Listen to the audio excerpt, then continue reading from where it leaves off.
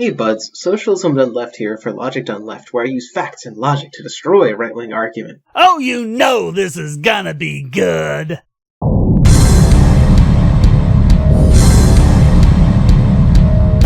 Today's argument is an example of what I call Schrodinger's capitalism. When good shit happens, capitalism did it, and when bad shit happens, capitalism wasn't even in the room.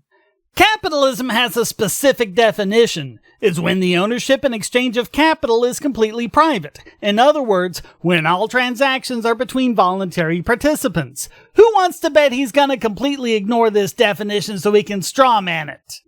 It's also projection, because we've seen socialists do this time after time, like in Venezuela when as recently as 2013, they were parading it around as socialism done right and a complete refutation of capitalist claims, and then less than 2 years later when everything hit the fan, it wasn't real socialism. The main thesis of this video is that life is getting better, or as John Stossel states, there is less war, more food. We live healthier and longer lives. Which is absolutely true. But before we get any further into this video, I'd like to point out that this video was suggested by regular supporter Not Rusk, who, like anyone who supports this channel at the $2 level and up on Patreon or Subscribestar, gets access to a special channel on the Bogosity Discord where he can suggest videos for me to tackle. However, the fact that life has gotten better does not mean that it has gotten better because of capitalism and competition. No, it's just a coincidence that it happened with the advent of capitalism in places in the world that most closely conform to a capitalist economy. When we look at examples of modern technological marvels, such as the iPhone, these were produced in the context of a social democracy that heavily invested in the research that makes said devices possible. And what were these wonderful discoveries made by the research of socialism instead of capitalism? These social democracies, by and large, have largely capitalist market-based economies, which is something else socialists do, while denying that Venezuela, designed specifically to be an ideal version of modern 21st century democratic socialism, is in fact socialism when it meets every single criteria for it. They insist that places like Denmark are socialist when they're market economies that have at least the same degree of capitalism as America does. The entirety of the developed world has gone from a period where the government mostly acted as the police force to one where the government now actively involves itself in the coordination of the economy. Yeah, and the rate at which economic wealth and technological research increase has diminished. And by the way, you might also want to explain why most of this advancement has taken place with the computer industry and the internet, which has been largely unregulated, as opposed to how comparatively little has taken place in heavily socialized industries such as healthcare. Look at how much innovation there was in healthcare prior to the 1950s when government started meddling and controlling the industry. We had amazing developments in new technologies and new medicines such as antibiotics. Now, we haven't had a truly new antibiotic introduced in 30 years. The new ones are just tweaks made to old ones so that pharmaceutical companies can get a new patent on them. But we need truly new antibiotics to deal with increasing antibiotic resistance among infectious bacteria. This is almost universally accepted, and there's no way a free market wouldn't respond to this demand. Socialism is stifling it! And when we do get new innovations like the MRI, government regulations and price controls keep supplies low and prices high. Compare that to high-definition TVs, which in just a couple of decades went from the exclusive province of the rich to affordable by the poor. That is what capitalism does. If only that could happen with the MRI and other medical devices. In short, every developed country in the world has adopted some form of social democracy. And the more they do, the more innovation is stifled. Look at how incredibly strongly innovation correlates with economic freedom. So for reason to paint this as a victory of capitalism is utterly disingenuous. Except that not only do the correlations keep going that way, we also have the economic theory explaining why, whereas socialism has no mechanism for doing so. We also have the statistical nexus necessary to be able to properly infer causation from the correlation. Back in the real world, the state has played an extremely large role in advancing medical research. As this graph shows, I'm not really sure what you think that graph shows, but again, healthcare outcomes are strongly correlated with economic freedom. You've also got to deal with all the points I made and how to argue for universal healthcare. The advances that reason we're talking about weren't examples of pharmaceutical breakthroughs. Instead, they fall more in the category of physical therapy. Now, you mean areas where it's not regulated as heavy as pharmaceuticals or medical devices? Imagine that! However, we can use pharmaceutical research, which presents a larger field, as a way to establish whether or not competition is a good way to drive innovation. Oh, we already know that it is. As this graph demonstrates, you more or less get what you spend in pharmaceutical drug research. If you spend more money, you get more research. Funny! When I look at that graph, I see countries with greater economic freedom above the line, like Denmark, the US, the UK, Switzerland, Germany, the Netherlands, and Finland, all of which are in the top 25 freest economies. Below the line, we have a lot of countries that rank lower, like France, Spain, Italy, Japan, and Korea. So why are the freer economies generally the ones above the curve?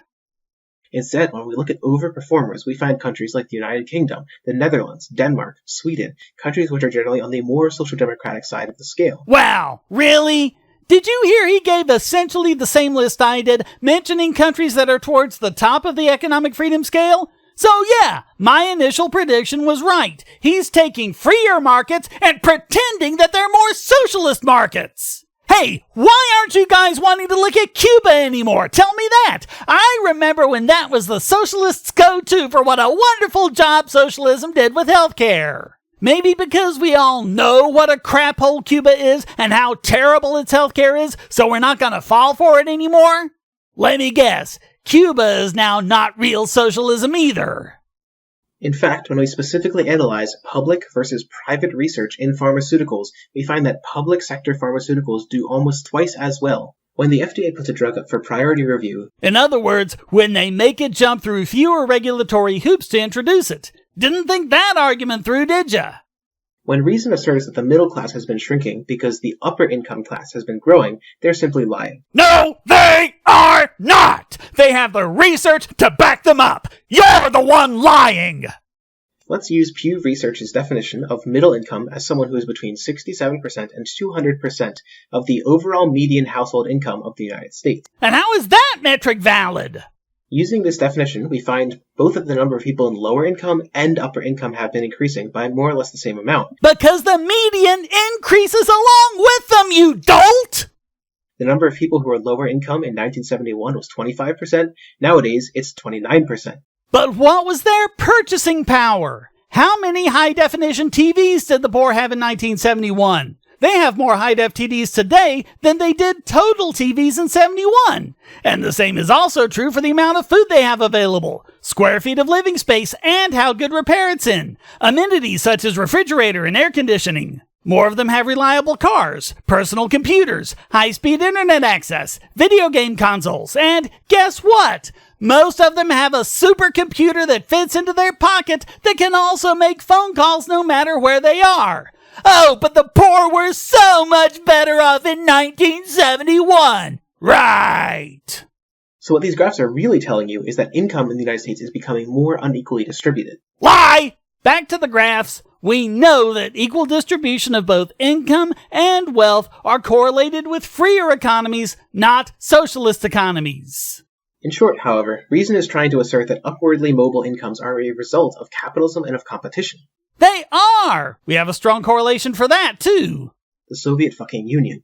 As this graph demonstrates, in Russia, between 1905 and 1956, the vast majority of which were under Bolshevik control, the bottom 90% saw an immense increase in income. Oh yeah, the poor did so well in the Soviet Union. I think attempting to make this case should be an automatic loss in any debate. Yeah, they had all this money, but they couldn't spend it on anything. There was no food in the stores. They had to stand in long lines just to get bread. In contrast, in capitalist Russia, when was Russia ever capitalist? More blatant desperation. Even today, they rank number 98 on the Economic Freedom Index with a score of less than 60%, mostly unfree. Capitalist is one thing they ain't. The idea that competition and capitalism were the main cause of increases in the quality of work is simply contradicted by the facts. Notice how these socialist liars don't want you to know that things were even worse before then. Incredibly dangerous animals and primitive farm equipment, and having to deal with diseases that would kill you within a week. Child labor to a far greater extent than was seen in the 19th century. Again, that had been the deal the whole time, throughout human history. It only started improving in the 19th century with the advent of capitalism. We find that the Soviet Union was one of the top performers. I'm sorry, listening to that claim just never gets old. It's always entertaining. Hey, thanks for watching. Please hit like and subscribe and keep these videos coming by donating, becoming a subscriber and getting special benefits, or even for free with airtime. And check out all the great content here, like this video selected just for you.